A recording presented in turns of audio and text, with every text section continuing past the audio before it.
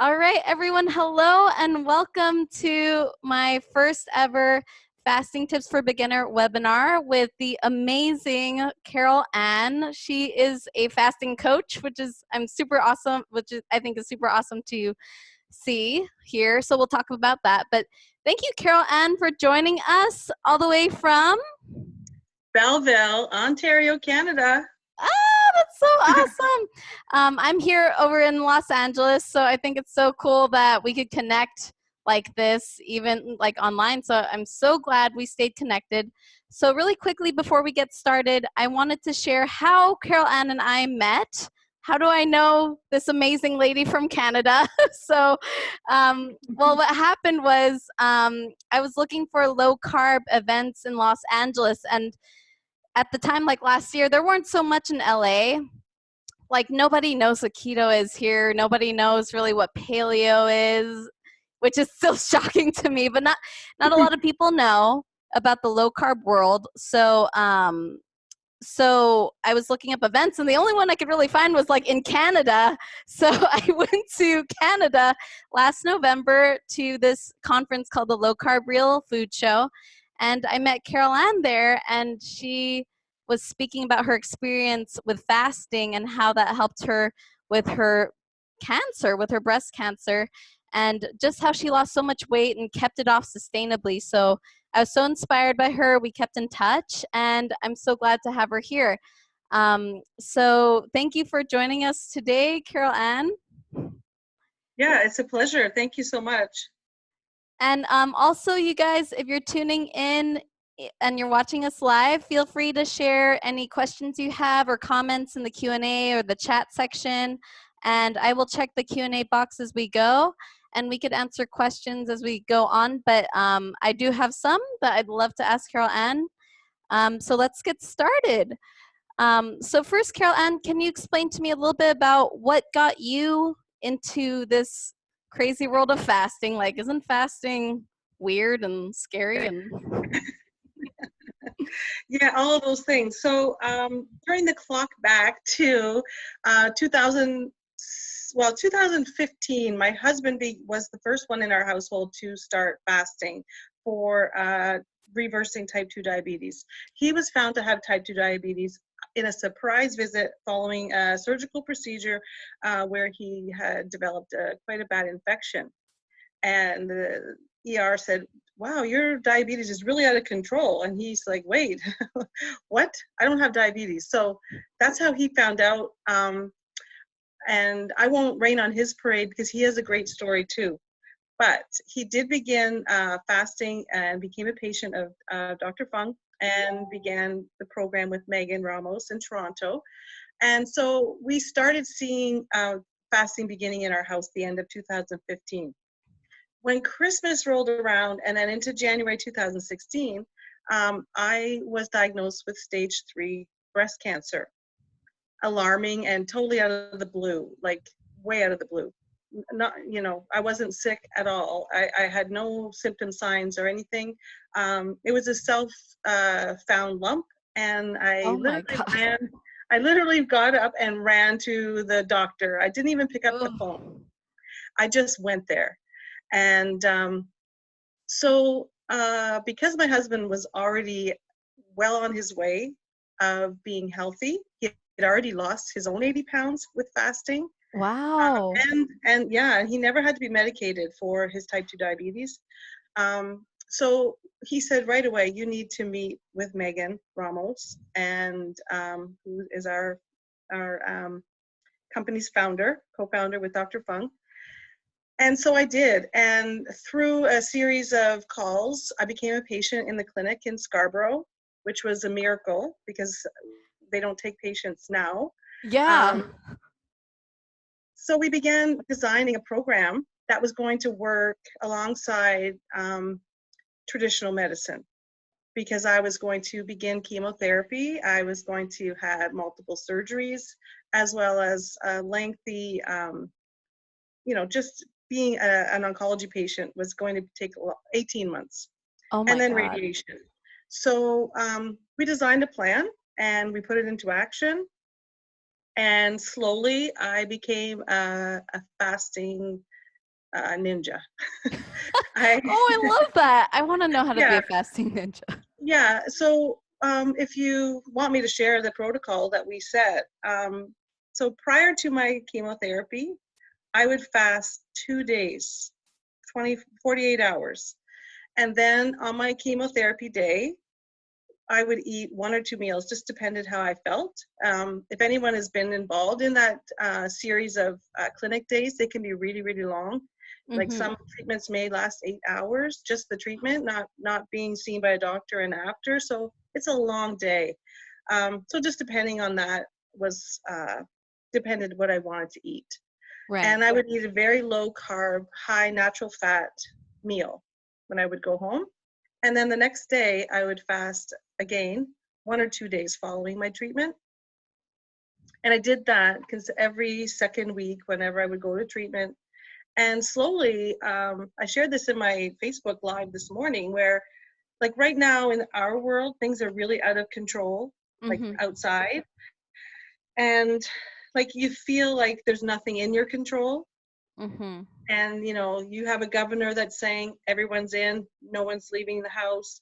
And so all of a sudden you have to listen to all these outside rules. And the same thing for me, it was like a cancer patient. The doctor takes control, the nurse takes control, all of these things are out of my control. And Right. the one thing that we really began to understand was all that was left in my control was my diet and health. Mm. So I took that because I'm a stubborn person. My husband says I'm stubborn. I always say I'm I love focused. stubborn people. Yeah, You're I'm a focused. focused? Yes, Yeah. I'm a focused person. So I really took that to be my sole directive was to take control of my food. And and again, I had a responsibility in the fact that some of the reason why I was in this position was my bad choices that I had made 10, 15, 20 years before. What And a kind of lot of people find that hard choice? to accept that they do have a responsibility Uh-huh. for their health. Right. And so I was really learning that. And that's how we implemented the fasting. It just really became a superpower, actually. So if you don't mind me asking, like, what kind of choices do you think led up to that diagnosis? The number one was one of my testing days where they go and they're going to search for every part of your body where cancer may be before Mm-hmm. they've actually detected the source, the like the host where it's coming from. So you're a nurse, so you may know more than the average listener, but they pump you up with sugar, Mm-hmm. or they put you into the CAT scan. You drink this gallon, 3 liters of sugar, Mm-hmm. because when they put you into that CAT scan, sugar lights up, it dances, it gets very, very active. So where there's sugar, the reaction begins, and that's where the cells all start to deviate and go rogue and become Mm. ill and diseased. So at that moment when I realized, wait a minute, they're giving me all of this sugar so they can go find the problem. Maybe sugar is the problem. Mm. So sugar definitely is a problem. Mm-hmm. And you're So that's saying, really when I began. like, were you struggling with eating a lot of sugar before? I wouldn't say I was struggling with eating sugar, but I was definitely addicted to carbs. Okay. Yeah. You know, bread, cake, all those kinds of things. That was my jam. Oh And yeah. so yeah, we needed to get rid of it. That was a big thing. But just seeing that how sugar was reacting in my body was a big red flag that if I don't do this, I'm going to have problems down the road. Right. Right. So yeah, that was the motivation really, was my health. Right. And I mean, I was wondering though, because that's such a big shift, like in your mindset. And, a lot of people, when they start something like fasting, I feel like, you know, there's a lot of question of like, oh, but I don't know if I should do it. And there's like a lot of fear around it. Like, how do you encourage people to just like jump right in and commit to something like that? Like, what gave you so much confidence to do that? I'm not sure what gave me the confidence then, but I really believe that it was driven by my knowledge and understanding that I was I was responsible whether I was well or remained unwell. Mm, And so every time I think about it, I just think, I don't want to go back to that. I don't want to go back to being that sick, ill person. So, you know, people might say it's difficult to begin, or right. you're stuck in a rut, or you don't like change. And change is very, very hard. It is hard. Like, I made a joke somewhere talking to somebody yesterday that, you know, I said to one of our kids, isn't it amazing that we've been in the house 17 days and I haven't moved any furniture anywhere? Like, because my husband, you know, he flips out when I start moving the furniture around because he likes the furniture where it is. Right. I, on the other hand, I like change. So, for instance, if I buy a new lamp, he's like, "Oh, great! Now the living room is not going to be there tomorrow. It's gonna we have to make room for this lamp." So it just is a process. It really is a process. Um, starting with understanding that it's not a starvation position, it's a choice. Um, People, you'll hear that often when people say, isn't fasting starvation? No, starvation is somebody who has no access to food.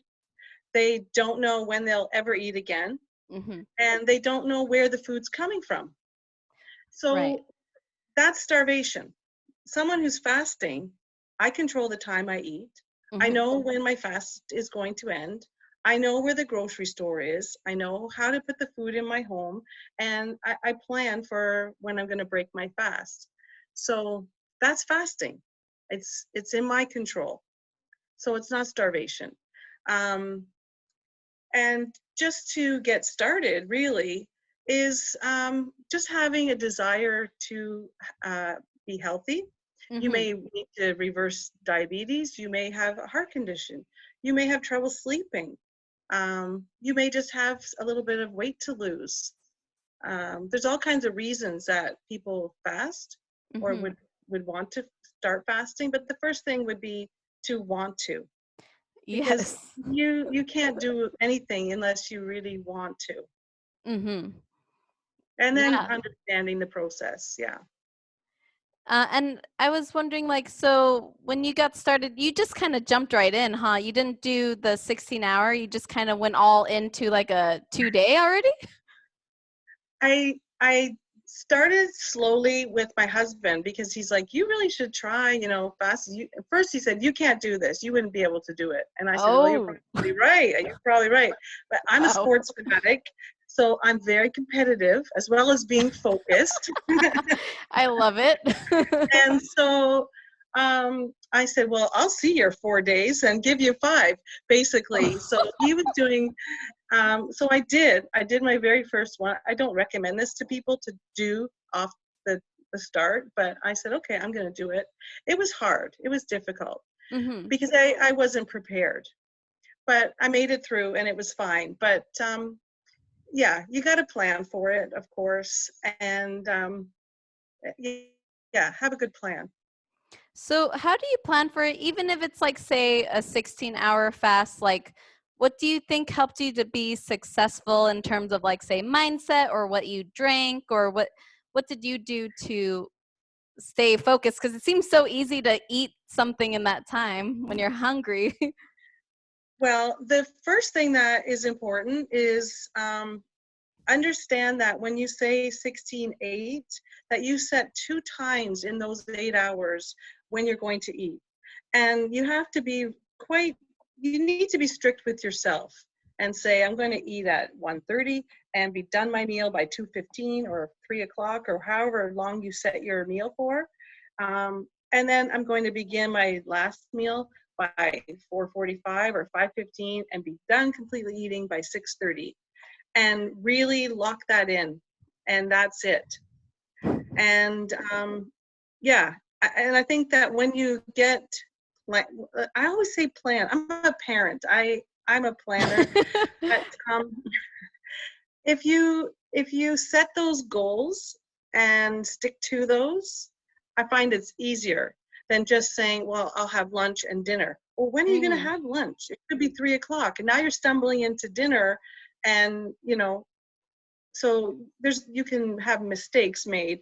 And by mistakes, I mean, every time you eat, you're going to create an insulin response. So every time you don't have a break from eating, what you are eating is not being used as energy. Your body's like, I'm going to hold on to this, and it stores it.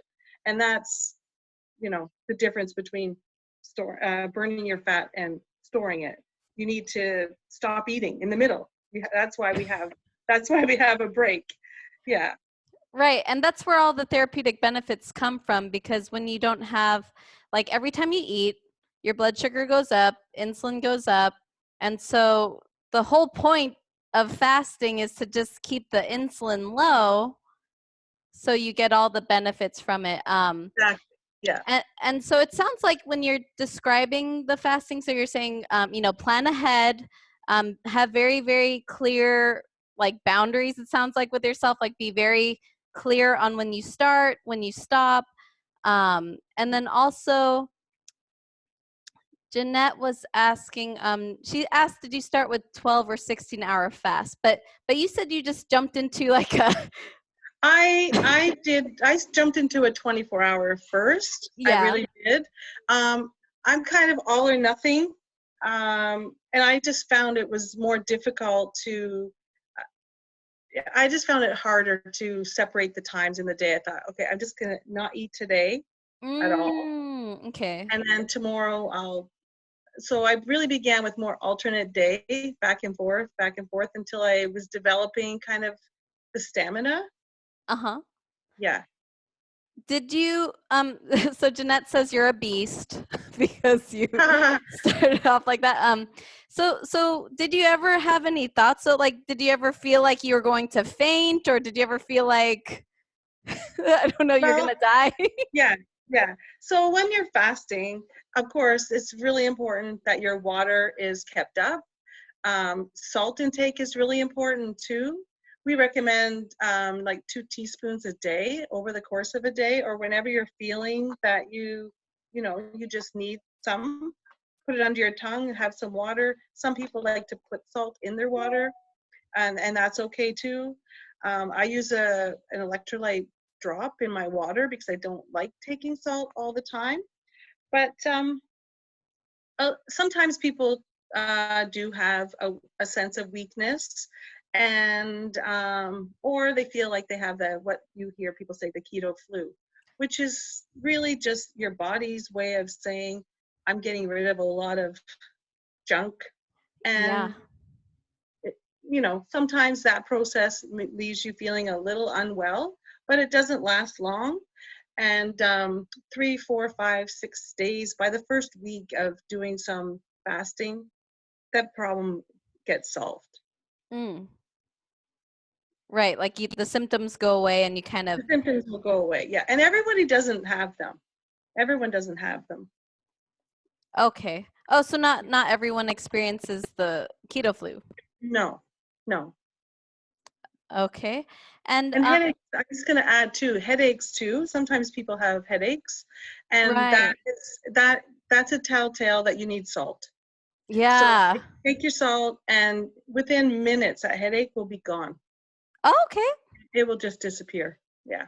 And you said you put, like, you would have 2 teaspoons a day, 1 to 2 teaspoons a day? Yeah, Now I'm sitting at my husband's desk because my office is being painted.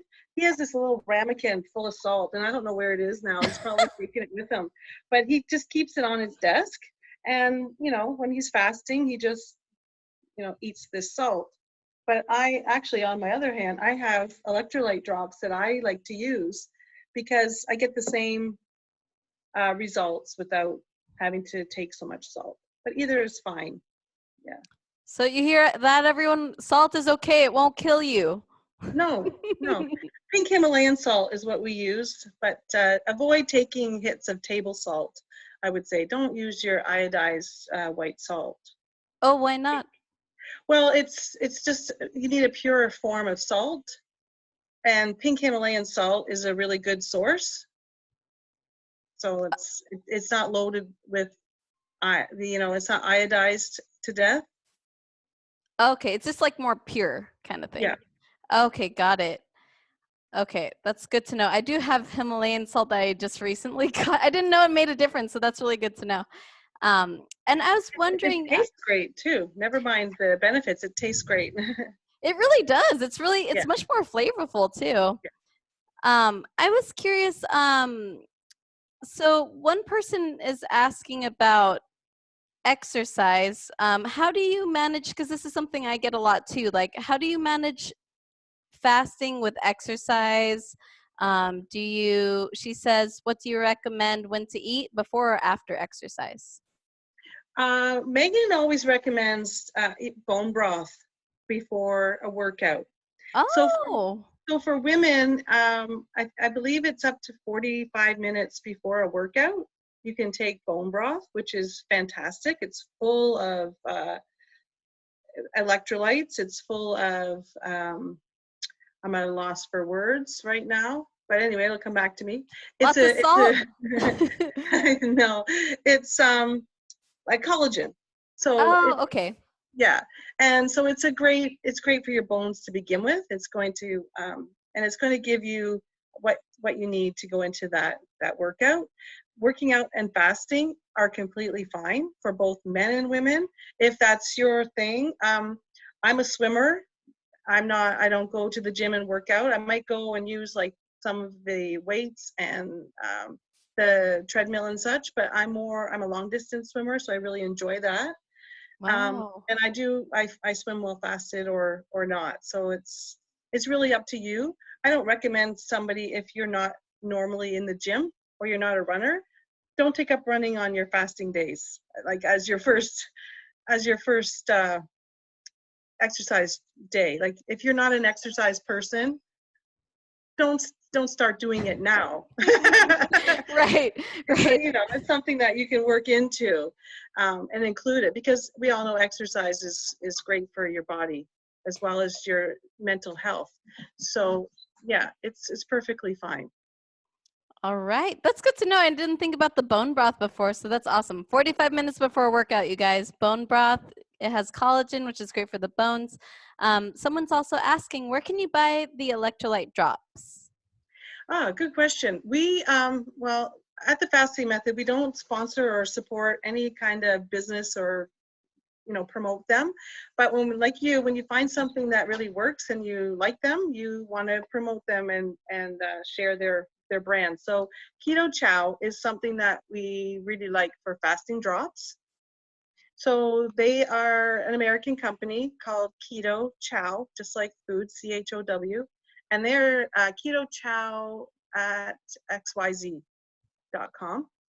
is their website. And so they make an electrolyte drop, magnesium drops, and a fasting drop. So they're great little tools too to use. And I love them. Yeah. You have how many in a day, you said? How many of the fasting drops? Uh-huh. So every time I would have like a glass of water, like this little one that I have here, they're very smart how they designed it. The lid actually is the measurement. So you pour it into the lid, add it into 8 ounces of water. So I might do that 3 times in a day. Just depends. Oh, Yeah, it just depends if I'm feeling I need extra and I haven't been taking the salt manually or orally. And they're great to take on the go as well. So it's just okay. a concentrated sodium drop. Okay. Is it flavored in any way? My husband says it is a little bit, it's a tiny, tiny bit, but it's nothing that you would, drink it and say, what is in that water? Somebody might say, oh, that tastes funny, or that tastes different, or it might taste a little flat, but it doesn't taste, no, I would say no, it doesn't taste bad. Okay. Oh, that's good to know. Because I'm not a huge fan of just putting salt directly in my water. either. No. Yeah. I just avoid it. So, but if I've had salt, I would usually just do bone broth. But it's nice to just put it in water and something like a lot more efficient. So For I'll sure. find a link for that, and I'll put it in. Um, so someone is asking, Alpha's asking, how much bone broth should I drink before a workout? That's a good question. So when we make ours, we put it into like mason jars, like 4 ounces, 4 ounce jars. Okay. So that's that's perfectly acceptable. And you make your own? Yes. Yeah, Oh, I do. wow. Can you, Yeah. how do you do that? It's easy. Is It, it? it is easy. But I will tell you, we started making bone broth from beef bones, Okay. but I wasn't a fan. 2 reasons. It has a very strong smell, and Oh. it's very, very rich and heavy. So we opt to save all of our chicken, poultry, turkey bones. And vegetarians can make it out of vegetables as well, but Mm-hmm. you just can't eat it. Everything has to be strained and removed. But you can put like cilantro and celery, whatever spices you want into those bones. But the key that people sometimes miss is not to boil your bone broth. Oh, you don't boil it? No, so it should just be like lightly tepid or just beginning to simmer. And Mm-hmm. the best way to avoid boiling it is to do it in a crock pot. Oh, And you okay. can leave it like 24 hours. You can leave the bones just kind of simmering there. And you really want it to be like jelly. And if you boil it, it's a soup. And we don't want Oh, soup. oh, Yeah. Yeah. okay. So in order to get that collagen to stay in the state that you want it in, so you can eat it and get the benefits, you really want to do it slowly and don't boil it. Oh, okay. So you put in the crock pot because I'd love to try that. So you put chicken bones Yep, on the or bone. Yep, yep. A just carcass the from a whole chicken or a carcass oh, pieces from a turkey or whatever, oh my and like gosh. yeah, and then fill it with water and Okay. some salt and celery and whatever spices or seasoning that you want, Uh-huh. and let it sit. Put it on low, and you can leave it there for up to 24 hours if you want. Oh my And gosh. then when it cools and you put it into the mason jars and seal it, it'll store in your fridge, or you can put it in the freezer. It should look like, when you've left the drippings in the pan after a roast beef or a turkey, and you get that congealed jelly in the bottom of the pan. Yeah. That's what your bone broth should look like Oh, before you reheat it. It should be quite, you know, yeah. like gelatinous Yeah, kind of. yes. Yeah. Oh, oh, interesting. Okay, so that's how Yeah. you know that's like good? Yeah. Yep. And then Okay. when you reheat it, it's going to melt right down, and you can drink it. It's great. Oh, Yeah. okay, good to know. Um, and okay, so you just heat it up because someone's asking you just drink it pure. Warm it up and drink it. And sometimes when I'm lacking my salt, that's where I put it. I throw it in there and drink it up. Oh, okay. You guys, I'm gonna do I'll try it. Let's make a bone broth together, you guys, online.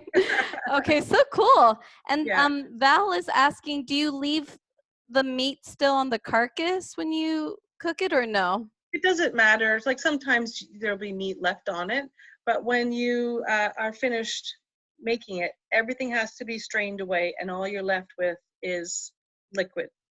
Oh, okay. Okay, so you can leave a little bit, but just as long as the only thing you drink Yeah. is Everything liquid else is, because yeah, gone. Yeah. can you explain, a little bit more about, what drinks are okay to have on a fast and how, depending on Yeah, your goals, what sure. should you have on a fast? Well, number one, water. Water, water, water, water. Water. I love All water. the water. Next after that, I would say tea. All teas are acceptable. Green tea, number one, but Hmm. every kind of tea is acceptable and good. Excuse me, green tea is an appetite suppressant for a lot of people. So it's a great go-to for fasting. Coffee is fine. If you want to put a little heavy whipping cream in it is okay, but no sugar and no sweeteners. And I have to take a drink because I have a dry throat. Oh, go ahead. I got my coffee here, my butter coffee. Yeah. And so, so water, all the teas, coffee with heavy cream if you like. Now, I'm a black coffee drinker. So if you are a black coffee drinker, don't begin adding cream. Like, Okay. that's for people who are already, cream in my coffee type of people. But Right. just switch from the lower fat cream to a heavy, like 35%. In Canada, our heavy whipping cream is 35%. So I'm not sure in the US, it's probably close to the same, probably 35% as well, as opposed to half and half is 10%. You don't want that. Okay. Excuse me. So, and no artificial sweeteners, if you can. Eventually, you'll get rid of them, but try to avoid them. And then, like you said, butter coffee, bulletproof coffee is another one that you can have on fasting days. I tell my clients, limit yourself to one a day. And if you have to have it, make it in your morning. And so the bulletproof coffee is great. I may have had maybe 2 in a whole year because I'm not a cream in my coffee person. Wow. Yeah. So if I'm really struggling, say through day 4, because I'm an extended faster, I really do I do well on extended fasts. That's when I might opt for a bulletproof coffee, and I bend the rules for myself, and I might have one at night if Oh, I'm wow. on a day 4 or 5. But I can drink coffee and go to bed. I don't know if that's a phenomenon, but I can. For some people, no, some people aren't really affected, interestingly, Yeah, in the yeah, afternoon or evening. yeah. Oh, So, and also I'll add mineral water is fine. Perrier is fine. All the ooh, my bubbly favorite. type of water. But again, limit it to natural flavors. Add lemons, limes if you want, and avoid things with artificial sweetener. Okay. All right. And Val is asking, what about almond milk and coffee? Well, almond milk is it's going to depend on what your goals are. That's all I'll probably say about that, because almond milk does have an amount of sugar to it, and it will cause cravings. So if you are somebody who's fighting to give up sugar, I would recommend finding another option. Right. And is that also why you recommend against the artificial sweeteners? Like, what's your viewpoint Absolutely, on yeah. those? Like, can you tell us like which artificial sweeteners specifically you're talking about? We don't use any. We don't use any in our But house. what about monk fruit and stevia I'm and not gonna erythritol? I'm not gonna rain on their parade, but we just avoid it. Avoid it. I'll tell you something. We're of When April rolls around, our house has 6 birthdays in 4 days. Shush, are you serious? I know. Jeez Louise. So I developed full-on addiction to store-bought birthday cake. Oh my God. Because we have 2 sets of twins. This is like a whole story. We have 2 sets of twins. Oh my And God. just matter of factly, random, one set of twins is birthday, they were born on the 18th. Another set of twins, 14 years earlier, were born on the 19th of April. Yeah, I know. What the And heck? then, You and have then 2 our sets of oldest, twins? yes, I Holy did. crap. Yeah. Okay, So, okay. and the oldest of the house, her birthday is the 20th. Oh my God. So we have 2 on the 18th, 2 on the 19th, 1 on the 20th. Then mine rolls around on the 23rd. So My You know, head's when the trying kids not to were, I explode. know, when our kids were a lot younger and didn't really understand what was going on, they would be like, Mom, whose birthday is it today? You know, and like, because it was like birthday central. So we developed the idea that when we're celebrating, we celebrate. We Hmm. don't bypass and we don't cheap out on the birthday cake. So we make a real full on cake without Oh. stevia, without, you know, a real cake. Hmm. And everyone enjoys it and then it's over and we move on next day. Wow. I mean So that, yeah, go that, ahead. yeah, that's how we tackle it. We tackle it if we're going to eat food, it's going to be real food, it's going to be whole food. It's not going to, we're not going to substitute it. And it's fine that somebody wants to and they do that and they do fine on it. But for us, the benefits just weren't there. That's my Okay. dog. Oh, Yeah. dog. Man, you have a So full yeah, house. yeah.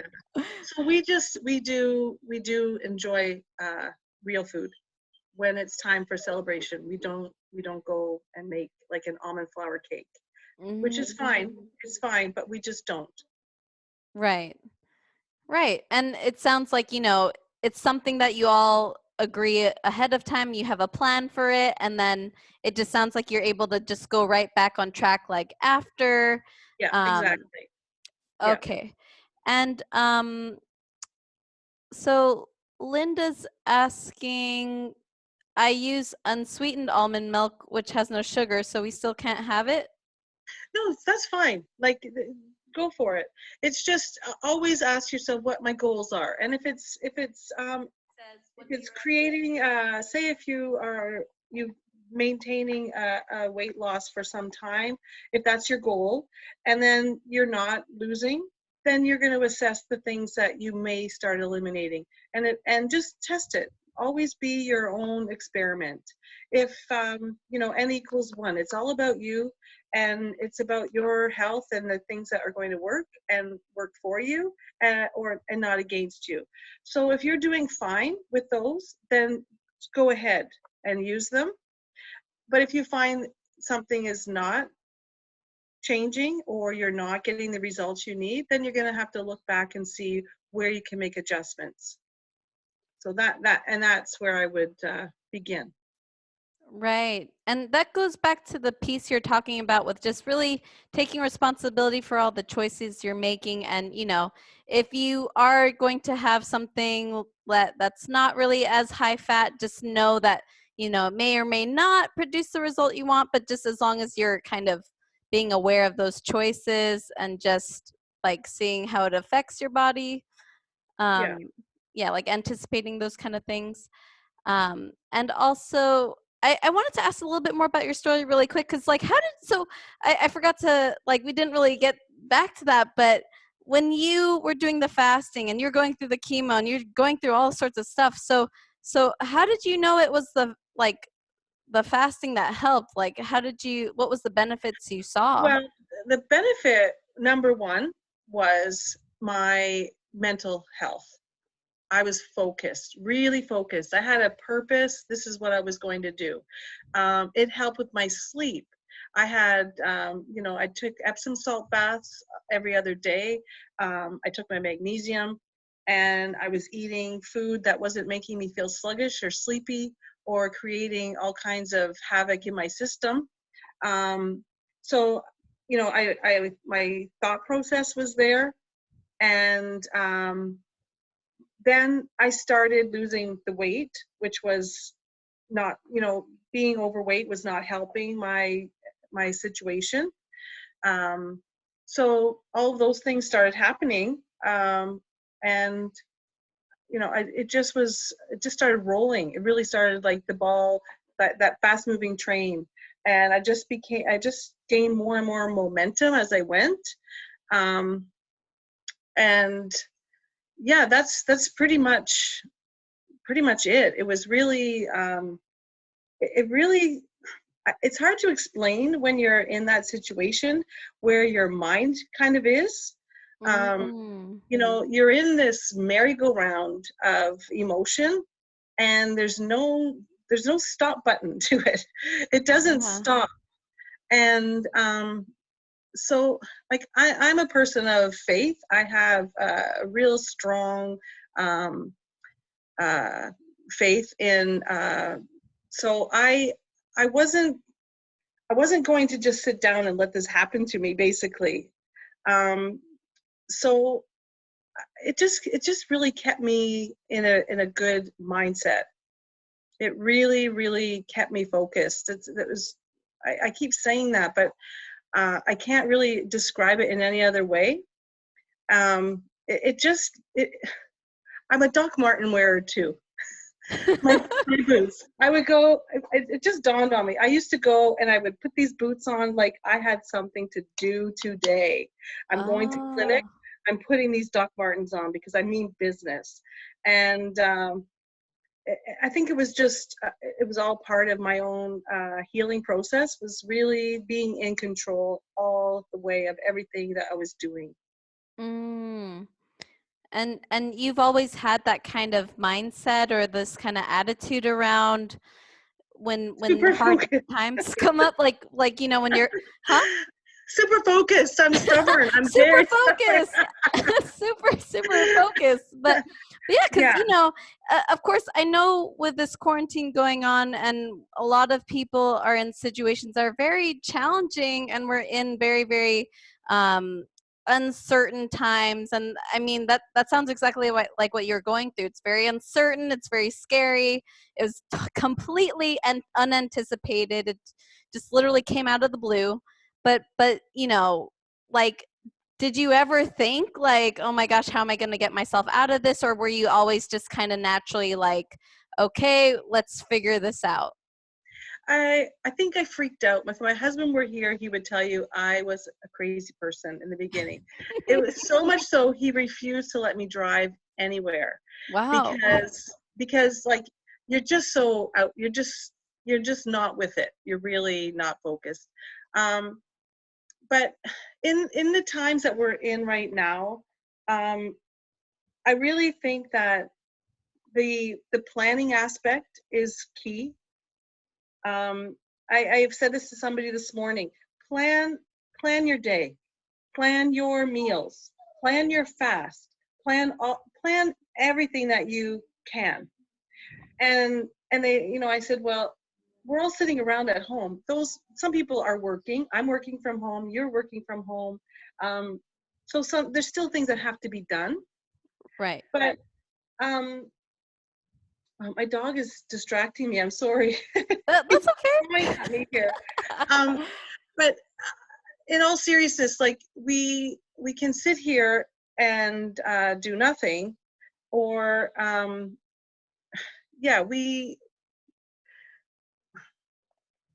I don't know. I just lost my train of thought again, but it'll come back to me. It will come back to me. That doggy. It's a puppy. Oh, puppy. Oh my gosh. No wonder I'd be distracted too. Yeah. So, yeah, I have goldfish brain. I think, back to being focused and not being a crazy person. So trying to just wrap up my thoughts about how fasting can work for somebody. It depends on what your reasoning is, if it's for weight loss or diabetes or cancer, or just because you'd like to try it, and that's good too, is to have a plan in place. And I remember what I was going to say is, when you can plan everything perfectly. And the benefit of that is, and somebody said, well, we're sitting around doing nothing. Why should we plan to do anything? Just get through the day. But by having a plan, when things occur and change, you can adjust because you have something to lean on. Like, instead of just going by the seat of your pants or just winging it all the time, then you can kind of roll with it when the change happens. So, for instance, this week or 3 weeks ago, we started to plan to be in a lockdown. Our province have not issued a lockdown yet, but we are on a go out only if necessary everything is closed. Grocery stores and things like that are open, but we started planning ahead, so we didn't have to run around and figure out what on earth we're doing. So I think the same goes for fasting, and really anything in your life that you want a positive change in. You need to have a plan. You need to have a goal, and then you need to execute it and put it into play. Right. Right, exactly. And it's so important. Like, I mean, I feel honestly way worse if I don't have a plan, like during the day, especially with this quarantine going on. I just feel like if you don't have anything planned, like your brain, your brain's always driven to be doing something. And I just feel like if you don't have anything planned, you're just gonna go bonkers. Yeah, exactly. Or or you'll eat what you don't want to eat, or you'll eat Oh when it's yeah. not time to eat, or so really, like a lot of clients are having trouble with just sticking to their fast. So we really lean on time restricted eating um, is a great thing. What you're doing this week, 16/8, is wonderful, because it's not too complicated, and you're still busy making meals. It's going to fill your day. Um, so yeah, it is hard. And then, like, we didn't even talk about cortisol and things like that are affected, especially now, like stress. Some people are more stressed out than others. Some people are coping really, really well. But cortisol kind of creeps up without really knowing until, you're like, why can't I fast today? All I want to do is eat. Or, my cortisol is kind of probably out of control. It's probably high. So And ways can to you bring that down. explain really quick what cortisol is in case some people aren't sure? So, well, cortisol is like the hormone that drives my hunger, basically. It's going to make me feel like I need to eat when I'm not Mm-hmm. really hungry. Mm-hmm. Um, and stress elevates that Right. tenfold. Yeah. And so ways that you can combat it are simply sitting down and having a cup of tea. That's a really good one. Um, Taking an Epsom salt bath will really help. It will help draw toxins out of your body. It will help you relax. It will give you a great sleep, which is all part of the process to help lower that crazy cortisol.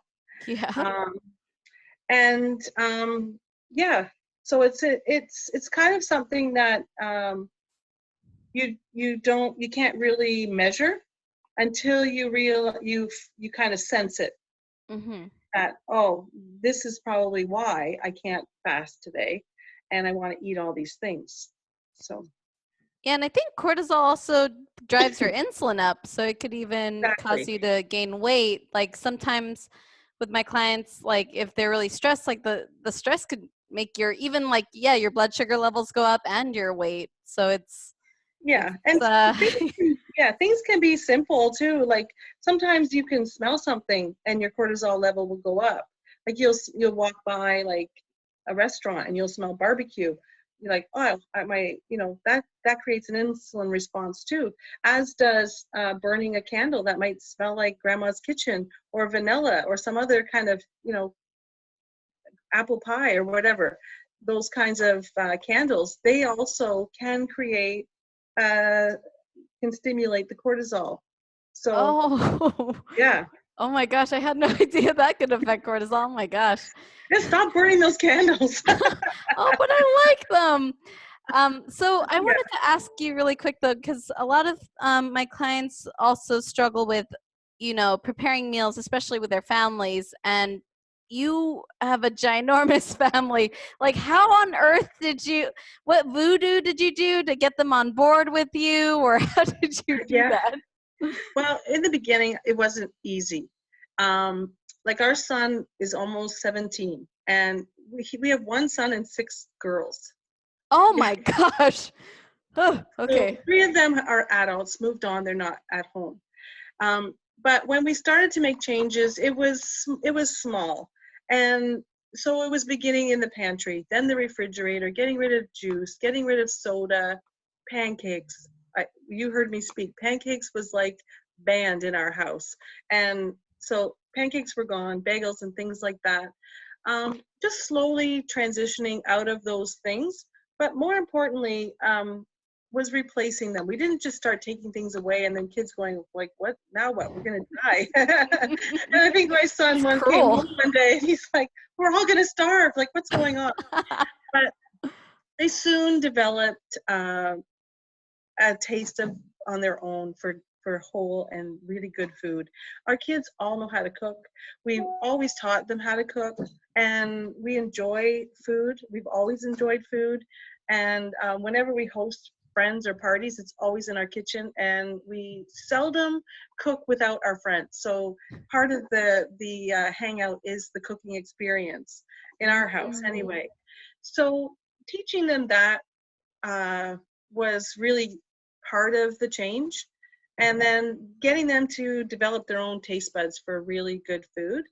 And when, like, we have teenagers too, so when they have a job, teenagers have money, and when teenagers have money, they can, order Skip the Dishes or Grubhub or whatever you have in your neighborhood. Oh, that sounds scary. Oh my gosh. We came home one time and I'm like, what is the recycling filled up with all of this, whatever. Oh gosh. And they said, well, don't worry, we're not ever going to do that again, because we ate it and then we felt terrible. It was good. whatever. Yeah, that's what I said. But so they've learned what food is, and they've done their own experiments. Like, for instance, we were on vacation and our son had been looking for this orange Coke product that came out last summer. It was like orange Coke. Yeah, I think. But we didn't have it in Canada. So we were in the US and he's looking everywhere for this orange Coke. And he finally found it. And he was so happy, and he cracked it open and he took a sip. And he just looked at us like with disdain. Like, he's like, what on earth is this? Oh my And he threw it away because he couldn't drink it. He couldn't drink it. Wow. And that's because, So, yeah. So their taste buds have changed. Yeah. Right. Because if you could give like an example, like what kind of foods would you eat like in a normal day that they were eating consistently? Like now, real food? Mm-hmm. So, for instance, today, because I'm working all day, I had one of our kids, I said, this is what I was going to cook, so you're going to cook it. And they're making a zucchini noodle lasagna from scratch. So they're carving up the zucchinis and making the sauce and putting the ingredients together, and that will be their dinner. So that's today. Other days they like steak, just like us. Um, they eat chicken. They like salad. And when we still have taco night, every Tuesday's taco night, but we don't eat tacos like we used to. We still call it taco night because it is what it is. It's Taco Tuesday. But it might be just all the fixings on top of, I like using pork rinds instead of chips. Sometimes I'll just use shredded lettuce in a salad, or big Boston leaves and make a wrap out of a leaf or something. So we still eat all those really good foods, but it just looks a little different sometimes. Okay. And I'm curious, what do you guys have for breakfast when they took out the pancakes? What did they have?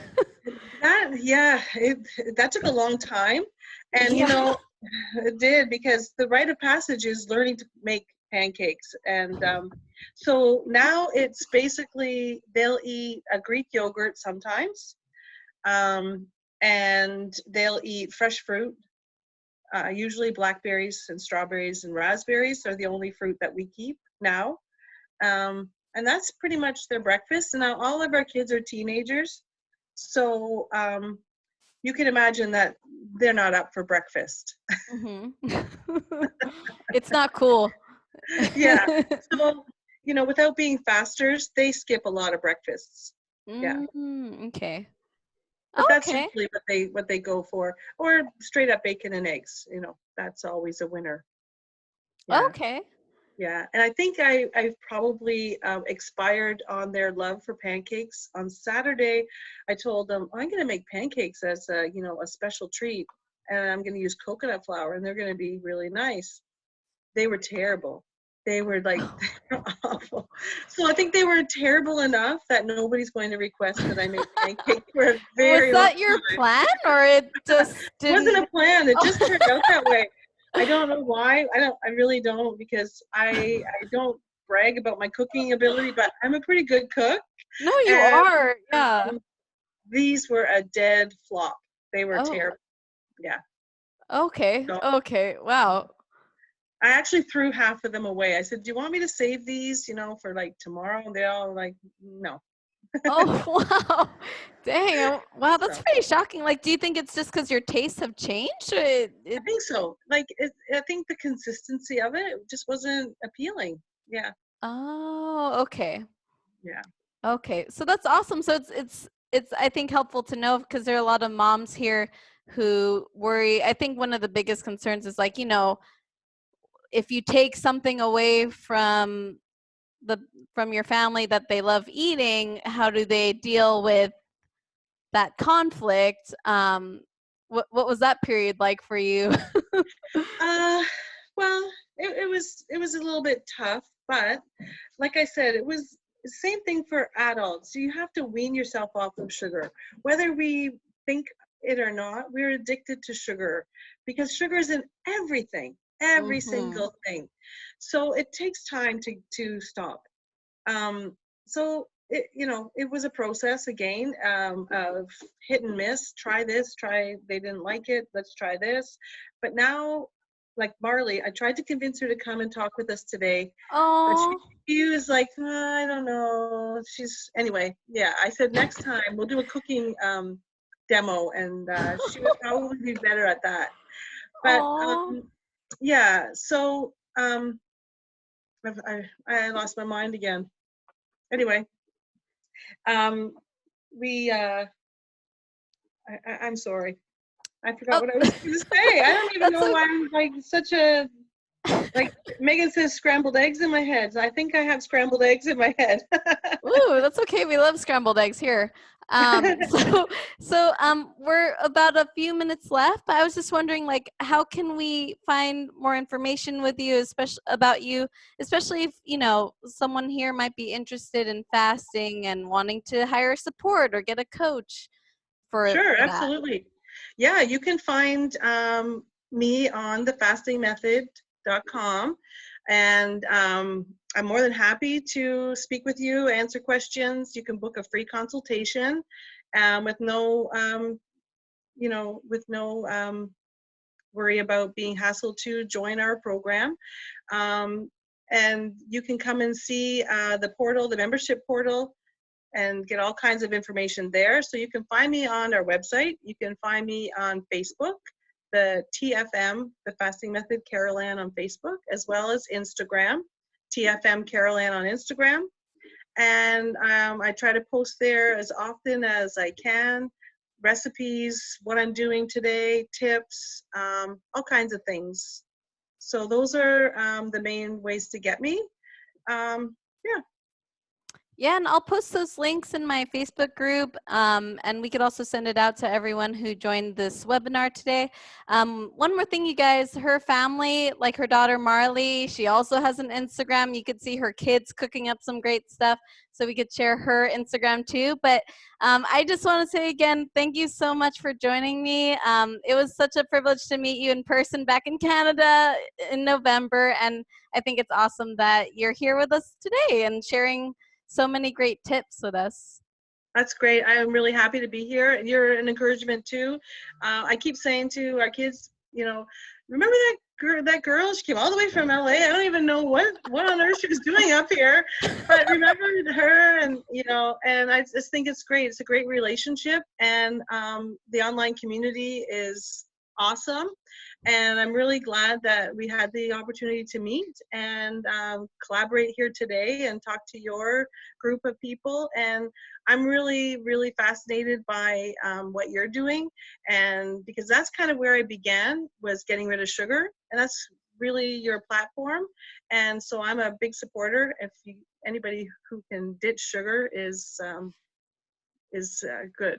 Yeah, we're Great. all badasses. I'm just like, it Yeah. is not easy, you guys. So everyone on this call, you guys are amazing. Thanks for putting your self-care first, especially during this time. I like to call it the quarantine rather than the quarantine because we're Yeah, just putting our care first here.